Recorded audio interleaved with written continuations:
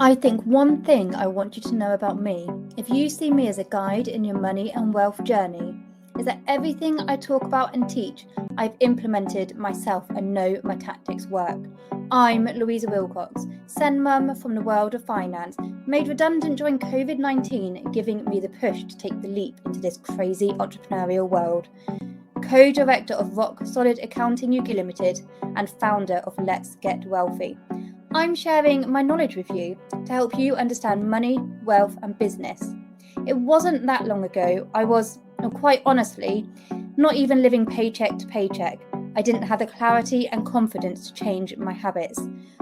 Fast forward past lots of learning curves, and you will see that I'm creating a life that I love whilst changing lives, but also giving me the freedom that I never thought was possible. A qualified bookkeeper and an inclusive money mentor for neurodiverse entrepreneurs, I created this Let's Get Wealthy podcast to give you simple, actionable, step-by-step strategies to help you do the same. If you are an entrepreneur who wants to stop hiding from your bank balance and numbers, creating a life that you love, your wealthy life, you are in the right place, friend. So let's get started.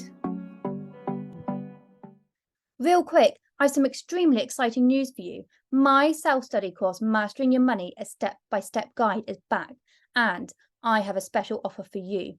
Use code MYM100 by the end of this month, and you will save £100 off the already low investment price of £147. Yes, that means you get the step-by-step training for just £47. You really will not find a step-by-step actionable type of money training anywhere else for this price. Created in easy, simple, actionable steps, made in a way where you can step in and out of the training to avoid overwhelm. Make sure you grab this deal now. By the end of the training, you will know exactly how to look after your finances. It's the most simplest training out there. Quickly, grab it. As at 7 p.m. at the end of the month, this code will expire. So go to www.louisawilcox.co.uk/mastering money and use code MYM100 to enroll now. You won't regret it. Hi everyone and welcome. It is Wednesday the 15th of November and this is our very first episode of Let's Chat Money, and I am really excited, and I have the fabulous Michelle Thomas with me today from the Happy Business Club, and we are going to be talking all things money. And the whole point of this space is to create an open, safe space for you to talk about finances, money, anything you need to without judgment, because it's something in the UK, especially in the UK, we do not talk about enough. We'll go out and we'll openly discuss the weather, but we don't talk about finances. And it's about time we changed that. And I have created this space to make a difference, and so we can have these open conversations. So hi Michelle, thank you so much for being here, and thank you for being part of my very first episode. It's really great to have you here. It's so exciting. I love this. I love all things money. You know, Louisa, how obsessed I am with reading about money and watching money programs and just getting down and dirty with money psychology and all stuff like that. I'm just totally obsessed, nearly as obsessed as I am about cake. So yeah, I am well excited about being on this. Well, I mean, I know that because obviously we talk a lot. I mean, we talk all the time, pretty much daily, don't we? And that's why I really wanted to get you on. Yeah, literally about everything. We won't go into that because we really do talk about everything. And I think that's the thing. What struck me with you is I absolutely love having those conversations with you because you are so open about your financial situation, your money. And obviously we've worked together in the past, paid for, unpaid for, and we've helped each other in so many ways, and we continue to, that I feel we've grown really close as friends, but also as business besties, as you call it. And obviously I've stolen that term too. And that's what I think is really great. But obviously within doing this and being entrepreneurs, because we're both entrepreneurs, that obviously affects our money and our finances. And that's why I wanted you to come on, because I know you obviously talk about it and you're quite open about it. But I would love to know, so what is it for you that you love about money? It's the fact that it's an energy. For me, it's the fact that it's an energy, and most people don't recognize it as such. Some people say money's got nothing to do with feelings. Money has got everything to do with feelings because it's connected to emotional energy. And then some people say, well, it's connected to emotional energy, but sometimes you can totally disconnect it. I know it sounds really woo, But I love to think about money in that way because it just makes so much sense. It makes so much sense, and it makes it a lot easier to kind of approach money from a very human way. Does that make sense to you? Does that? Yeah, from a very human way. And I think it does, money is something that you're never ever going to get away from. It's part of this world, it's part of everyday life, whether you have it, whether you don't have it, whether you think you have it, whether you think you don't have it, doesn't make any difference. You're never going to get away from it. And how you feel about it, you're never going to get away from that as well. Even if you ignore it, you're still feeling something about it. And that's what fascinates me. And as you know, we were just talking about it a minute ago, I'm absolutely obsessed with watching certain YouTube channels. They're all in America. This is why we need it in this country as well. I'm doing this. Yeah, exactly. So, people who have financial audits getting themselves into pickles and figuring out ways of getting themselves out of it as well. And I love to consume that, because when you sit there and you watch the people going through the whole, the money stories and how they feel about it and what they're prepared to do and what they're not prepared to do, and, the light bulbs go on and things like that, it just makes you realize how complicated our relationships with money are, and how everybody is very different, and how absolutely feasible it is to create a life that you want. Because you talk about it all the time, don't you, about having a wealthy life. Money is there to help you create that wealthy life. That is ultimately what it's for. And when people the light bulbs start to go on, and they think, I can actually do that in my life, just need a bit of money behind it. It just turns the impossible into possible, and it's just freaking brilliant. I bloody love it. I think what we forget about as well is, in the modern age, we think of money as being coins and notes, and now we're going into a digital age where it is online. Let's face it, we've got bank account, savings account, all online, and cryptocurrency. But what we forget about is money has been around for a very long time, but in different forms. So when you go back historically, there was always some form of money, as in it might have been even shells or beads. It might not have been what we view money as today, but there has always been some form of transaction. And what money does, and I talk about this in my Mastering Your Money self-training course that I've got. Which is brilliant, by the way. Thank you. But what we forget is that money, it is, as you say, it's a form of energy. It's a form of exchange, isn't it? And it's pretty much going, right, I want that thing. This is how I get that thing. Because if we didn't have notes, coins, the digital money, however you want, whatever you want to call it, if we didn't have that, we would be going in with our, I don't know, I'm from the West Country, so from our carrots and our potatoes and whatever else you grow, you'd be going to that person going, I want that thing from you. And you'd be hoping that actually that is what they were wanting, to be able to trade the goods with you. But if that person doesn't want what you are offering, they're not going to trade with you. So money is taking away that the complication. It's taking away that form of exchange. And we have always had some form of money or exchange. And I think we forget about that, because everything has a price now, doesn't it? Yes.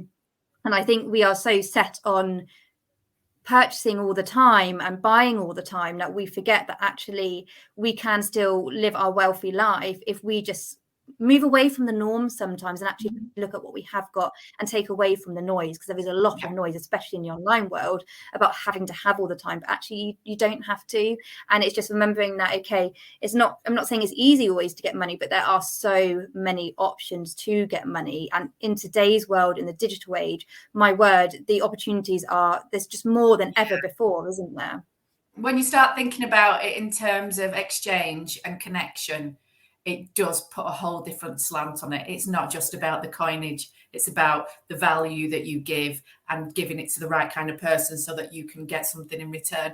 It goes very, very deep. It goes very, very deep into the psychology of entrepreneurship as well, especially if you're like me, you end up in a whole pool of people who are heart-led business owners who come from a place of passion, who just want to give, and they're the most lovely, softest, gorgeousest people in the world, but they find it hard to receive. And getting that to settle into your brain and into your heart, and for you to actually feel it, is probably one of the biggest money blocks that people in our arena actually have. It's being able to receive, because giving, absolute superstars at, receiving, not so much. No, people almost feel like they're not worthy, but then that's when the exchange needs to come into play and go, why aren't you worthy of receiving that? You'd probably, if someone was going to gift you a load of clothes, you may not even think twice about it. So what difference does it make if it's in the form of coins and notes? And if you're giving your services or your products, then yes, you need that. And obviously we need it to live as well, don't we? Absolutely. So we've already really spoken about how you feel about money. I've got an interesting question for you. I know what this is. This is so exciting. I did prepare Michelle in advance. I wasn't as mean just to throw it at her because, that's never fun when you don't know what's being asked. So what would you do if you won the lottery? I can't wait to find out this one. Right, okay. I was having a good old think about this last night because this is one of my favourite questions in the whole wide world. And the whole reason it's one of my favourite questions is because when you ask it, it allows you to sit there and desire and dream in a way that you wouldn't normally do. It's the age-old question. If you could have anything you wanted, and the lottery kind of like having that money allows you to think that way. And we're talking about big wins, not £2.50 kind of wins, thing. big wins. Yeah. Millions and millions, whatever that number is. You won a whole lot. Yeah, give me a tenner. What I would do with it is completely different. But so it allows you to create a vision, create desire around the kind of things that you want, and really explore what it is that you want, right? And I think that is something that a lot of people don't even dare to do. They don't dare to dream because they think that they can't have it and they limit themselves.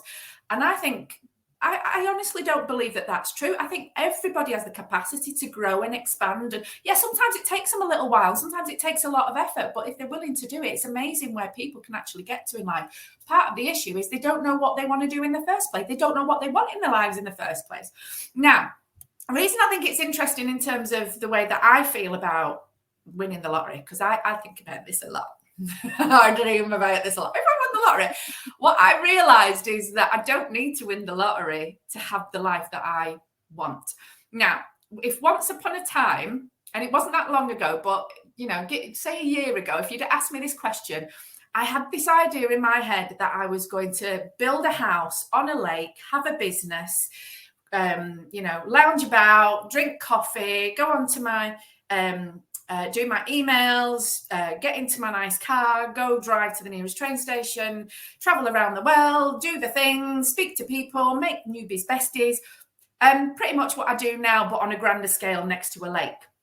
And I thought that the money that I would have, I'd start like portioning it out. So, some of this money would go to pay my sister's house off. Some of this money would go to my parents so that they can do whatever they want to do. Some of this would go to my friend so that she could have a trip of a lifetime. Some of this money would go to buying a business outright in cash or buying a house outright in cash.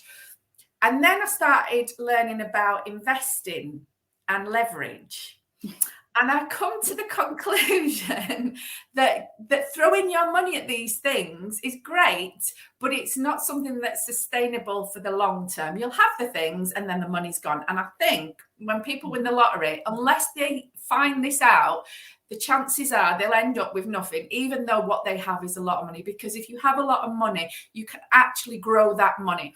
And one of the things that I find absolutely fascinating is this idea of saving for your retirement. The earlier that you start, you compound the interest, and potentially based on, I know things are going up the wall at the moment, but eventually it even itself out, based on historical investments and things like that, and the way that history has shown itself to be in terms of the way that money grows. You could, if you started at 20 years old, putting a little bit of money aside, letting that compounding and reinvesting, you could be a millionaire by the time you're 60. Now, when you're 20, you're not bothered about what you're going to be doing at 60, but when you're nearly 50, you are. And you feel like, the world's kind of like passed you by. So really, a lottery win would come in really handy for my retirement at this stage of the game. But if I did win the lottery, for me, a lot of that money would go into sustainable living. So not sustainable living as in, you know, I'm going to build a tree house and live it, but sustainable as in time. So over time, until I'm retired. So yeah, I'm 50 next year. So say I wanted to retire at 65, which is not actually true, because I probably won't retire until I'm actually in my coffin. Because I love what I do and I never want to move away from this. But, you know, if it comes to a point where I didn't want to sit down with people, have a chat and help them to figure out what they wanted to do in their lives and just go off and do it. I'd like to be able to say, well, the lifestyle that I'm living now, where I'm happy and I have the things that I want and I can do what I want and I have that freedom, if that could come from a pot of money that generates the money that I need to do that and keep that money intact, that would be the ultimate goal. So yes, I would like a house by a lake. That would be awesome. But in my mind, I'm doing it from a business perspective, is if I'm going to have a house by a lake, it doesn't have to be massive, but it's got to generate an income so that I can live there basically for free. And that is what I would do with my money if I won the lottery tomorrow and I got like 5 million or something. That is pretty much what I would do. I'd buy a business. I'd retire my husband as well, because he's very close to retirement age. And even though he adamantly doesn't want to leave his job, and that's fine, I want him to have the option to be able to do that. Having the choice, isn't it? It's having the freedom and the choice to be able to do that. Yeah, so and it's interesting to do with fishing.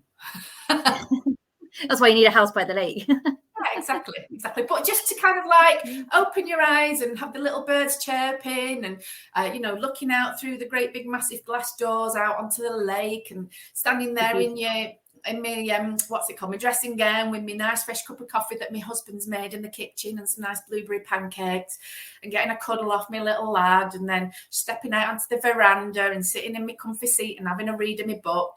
That's just nice. But this is the thing. You don't need money to feel great in your life. You really don't, because it's the feelings around that. I don't have to have the house on the lake to feel that way. I just have to be in nature and absorb nature. I don't have to have that house and be on a lake and have a business for me to have a business and do the things that I want to do, because I'm already doing it now. I live in a townhouse, a rented townhouse, no less. And I absolutely love the life that I live. That to me is wealth. So yeah, I could upgrade and have a lovely lakeside house, but there's lots of options in between. I could go there for a holiday once a year and live out my dream for a couple of weeks at a time. I could rent, buy a holiday home and do that. And that's one of the things that we'll probably be looking at for retirement, is renting out a holiday home, so my husband can go there whenever he wants and I can go there and work wherever I want. Can you imagine if I had a little one of them lodges by a lake? I could go there whenever I wanted and I could still wake up in the morning, look out on the lake with my coffee and my pancakes. It's not that difficult. I think that's the thing, isn't it? When we look at life, no, it is about very much coming back and going, right, what do I actually want for life? Where do I want to be? Because again, it's going back to the online world. There's a lot of online noise and on social media, and it goes, you need to have this, you need to have that, these luxurious holidays, you need to be doing this. And this is where I think entrepreneurs get stuck in this trap of building up a business, building it up to such a massive scale that when you're not there, you feel lost. You feel like you're not succeeding in your business. When actually, and I talk about this on my podcast, that actually when you think about where you started in your business and what you wanted to where you are now, you are already succeeding. And actually what you want in life probably isn't that luxurious holiday traveling all the world. I followed people online who said that that's what they wanted, and actually a year down the line they're like, I've had enough of that, that's not actually what I wanted. And sometimes you need to take a step back and go, what is it I want in life? Am I wanting that 6-bedroom house? I mean, I couldn't even, oh gosh, no, I'd have to have a cleaner, because could you imagine having to clean that? Same here. No 6-bedroom house for me. No, I couldn't do it. But it is just thinking, what is it you actually want in life? Because actually that wealthy life is easier to get than what you really believe or think. And sometimes it is just going, okay, if you want to travel for a bit, if you own your own home, can you rent it out and do that? Can you sell it? Can you go and, I don't know, go and live in like some people like live in caravans for a couple of years so they can go and do things. And it's about doing things a little bit different. But you don't need to have millions to do that. You don't have to have millions to go and live your wealthy life, but it's about going back down into what you really want and what you want for your family. And sometimes what we want today is not the same as what we're going to want or need in a year's time, and that is okay. But it's just about doing things, because we do get stuck in this little trap, don't we? And with the noise, you get dragged along with it. You know, I fully admit I did that last year, and we do get dragged along with it. But you don't need to do that to live your wealthy life. And it's about finding things that you really want, and then shutting all the noise out and going, actually, this is what I need and what I want. And sometimes when we're building our business up, you don't need as much as what you realize to get there. And yeah, if you won the lottery, it's fabulous, but you probably don't need all that. And yeah, that what you said as well about spending it all. A lot of people who win the lottery, or most people who win the lottery, end up bankrupt, because that's exactly what they do. And because we don't, in the UK, we don't teach financial literacy at schools yet, people don't know how to manage their money. They don't know how to look at investing. And actually, if we went back to school and started teaching children from the age of 5 or 10 how to invest, how to put into a pension, how to create a budget, how to look after their money, then actually as they get older, we would have more. Because what people don't realize is you can actually create a pension for children. Children can actually start investing. There are things you can do to create a wealthy future, and even get rid of this 9 to 5. We don't live in that anymore. I hate 9 to 5 it does not exist. Even Tesco's is open 24/7. Asda, you know, the supermarkets are. 9 to 5 doesn't exist. And we have such an opportunity to expand our wealth, and it's about time we started teaching the next generation how to do this. And even people like yourself and in their teens, their 20s, their 30s need to start learning how to do this. So when we get to retirement age, or when you win that lottery win, you've gone, I have secured the lottery, Louisa.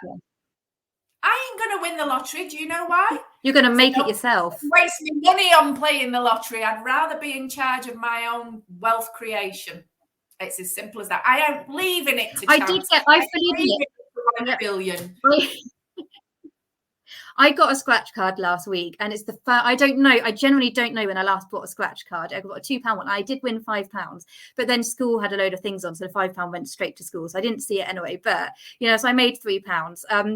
But actually, I can't remember the last time I won a scratch card. I bought a scratch card, sorry, and I won it, and I was like, oh yay! And then there's like school had a cake sale. I was like, well, there's that money. You do it on but purpose. It's you about do it on purpose, Louisa. When you buy a scratch card, when you haven't bought one for ages, and you buy one, they always give you a winning one. They've got a little stash of them, a little winning one to give you a taster, so you buy more.